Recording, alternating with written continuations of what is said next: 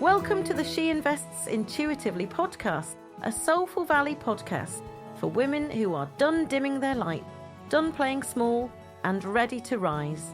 Here, we don't chase money. We align with it. We don't listen to market noise. We trust the quiet power of our inner voice. I'm Carey, author, publisher, and intuitive entrepreneur. I turned debt and heartbreak into financial freedom, and now I'm here to remind you, investing in yourself is the most powerful decision you'll ever make. These short, soul-infused episodes and occasional guest conversations with kindred visionaries are your permission slip to move with purpose, lead with intuition, and receive with ease. Let's activate your next level together. Welcome back, beautiful soul. This is She Invests Intuitively. In the last episode, I shared the story of how Soulful Valley was born and the leap I took into becoming a publisher long before everything looked polished, secure, or guaranteed to work. At that point, I was still very much building the plane while flying it. The vision was strong, the certainty was there, yet behind the scenes, I was still learning how to hold the energy of everything I was calling in. Because one thing people don't talk about enough in the world of manifestation and money is this. Receiving can feel deeply unsafe to a nervous system that has spent years surviving. Sometimes the very thing you prayed for arrives, and your body panics before your mind even understands why. During those early months of building Soulful Valley, momentum was growing quickly around my first collaboration book. Authors were joining, conversations were flowing, the excitement was building beautifully. Then something happened that completely threw me energetically. Nothing dramatic on the surface, it was subtler than that.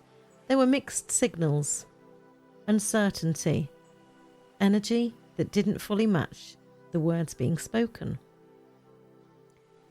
One moment felt expansive and aligned, then suddenly things felt unclear again. My nervous system could feel the inconsistency, even when logically I was trying to brush past it. Looking back now, I honestly believe it was a lesson for both of us involved. A lesson in boundaries, in self-worth, in clarity, in understanding how much safety matters when money and business are involved. Because money is energy, yes, but it also moves through the body. That part matters. At the time, I was still stepping into my authority as a publisher. I hadn't fully embodied it yet. I was leading, but still learning how to emotionally hold leadership at the same time. So when my system no longer felt safe, everything slowed down, just enough for me to notice. The flow of money stalled for a while, and honestly, it shook me because the business itself was working. People wanted to be part of the vision. The proof was there. What wasn't fully stabilized yet was me. That was the real lesson. I had to learn that embodiment is ongoing work. It isn't something you can achieve once and then magically sustain forever while floating around fully healed and spiritually enlightened. Life keeps revealing new layers. Growth stretches your capacity. Visibility stretches your capacity. Money stretches your capacity. And leadership stretches your capacity. Every new level asks your nervous system a question. Can you feel safe here too? And for a while, the truthful answer from my body was not fully yet. That period humbled me in the best possible way because it taught me that boundaries are not separate from abundance. They are part of abundance. Clarity protects energy. Discernment protects energy, and self-trust also protects energy. Once I stopped overriding what my body already knew, things began shifting again.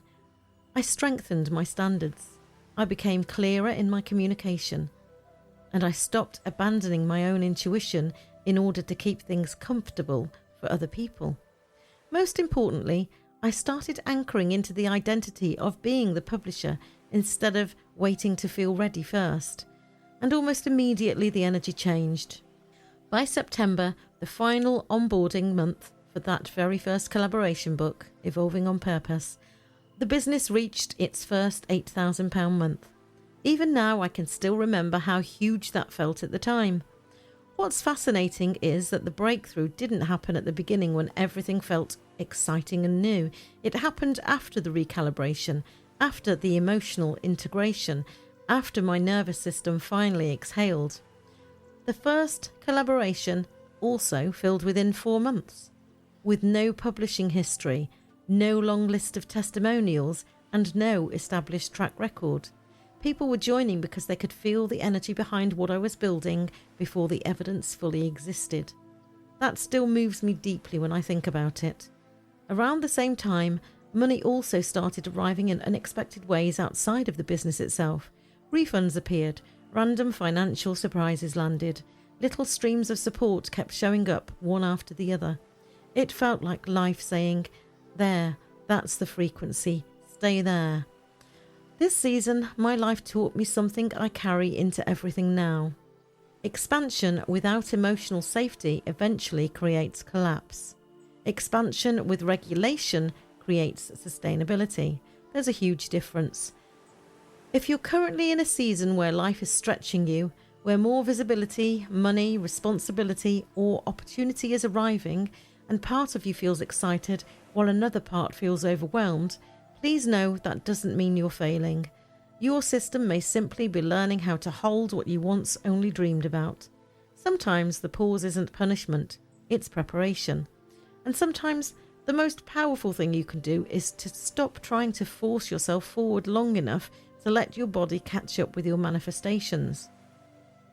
In the next episode, I'm going to share more about how Soulful Valley continued evolving, how my leadership deepened, and how intuition became something far more grounded and embodied in the way I worked with business and money.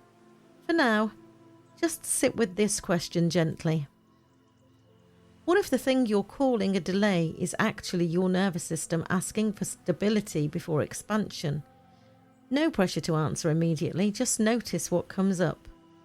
Thank you for being here, beautiful soul, and I'll meet you in the next episode. Thank you for tuning in to She Invests Intuitively. If this episode lit something up inside you, trust it, share it. Take one aligned action before the day ends. Remember, your energy is your currency. Your intuition is your greatest investment strategy. And you are already the woman you've been waiting for. Be sure to subscribe, leave a soulful review, and visit sheinvestsintuitively.com. Here's our disclaimer. The stories and insights shared in this podcast are for inspiration and educational purposes only and are not financial advice.